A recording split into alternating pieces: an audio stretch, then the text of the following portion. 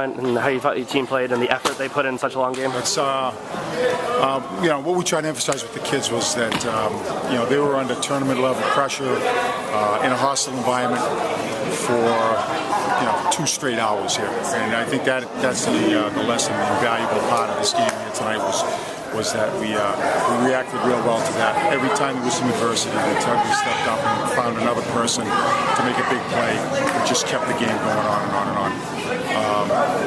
I really don't feel badly in that regard. Of course, we'd like to take that out, but this was a game that you don't see. In fact, like I told the kids, I don't think I've ever been involved with a 4 overtime game. Period. Mm-hmm. And then secondly, just the fact of how important the game was in the league race and tournament seeding and all that goes with it. An unbelievable night of basketball. Talk about the pace. It was a very fast-paced game. Stoughton likes to run. It wasn't early. If you remember, if you go back far enough, you kind of lose track of that a little bit. But it was 42-42 at the end of regulation. Mm-hmm. I thought we did a tremendous job of keeping that thing with as explosive as Stoughton is at that level. When you get into the overtimes, then the foul line becomes an issue. If both teams are in bonus, and the scoring's bound to go up. But I mean, for the most part, the defensive job that we did was where we wanted it to be.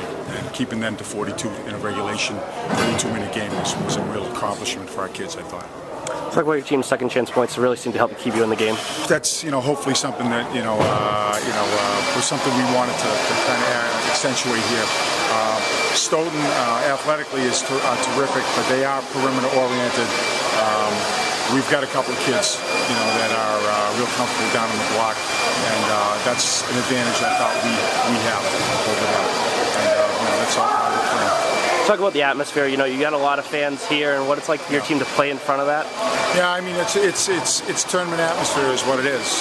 With like I said before, what was on the line here tonight for both teams, and when both teams understand the importance of it and all that goes with it. It's just a great atmosphere, and the kids reacted in a great way. They just kept on coming back and coming back and coming back. Talk about 4 overtimes. Is the game plan almost gone at that point? It's just kind of a fight to win.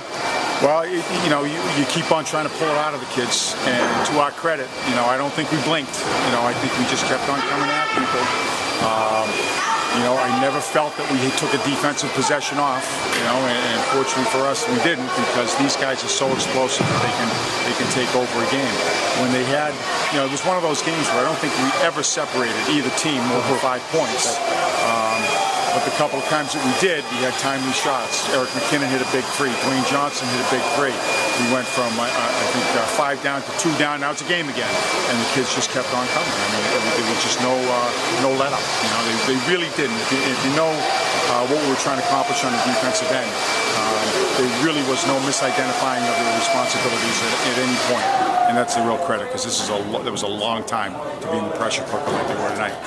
Talking about timely shots, Nick's game tonight, he had 21 points. He seemed to hit an important shot in the fourth quarter, the first overtime, the second overtime. He's another one. I didn't mention him, but a couple of big 3-point plays on his end as well. And he's that kind of kid. When the lights are the brightest is when you're going to see the best of Nick Bruja, and he did it again tonight. It's terrific. 2 division games left. How's it important for your team to rebound after this? It is a tough loss. Yeah, I mean, it's important. Everything is important at this point. There's a lot on the line right now still. We want to get that 10th game for automatic qualification. Seeding comes into play. We came in this morning seeded 4th in Division 2. We'll drop a little bit as a result of that. We're probably going to wind up 5, 6, 7 or something like that. But it's important that you maintain top 8 in Division 2. And if you do, that means a home game, which is invaluable to come tournament time. If we can do some damage here in the last couple of games that we have and get to 4, that gives you 2 home games before you go to potentially a neutral site. So there's a lot to play for here yet.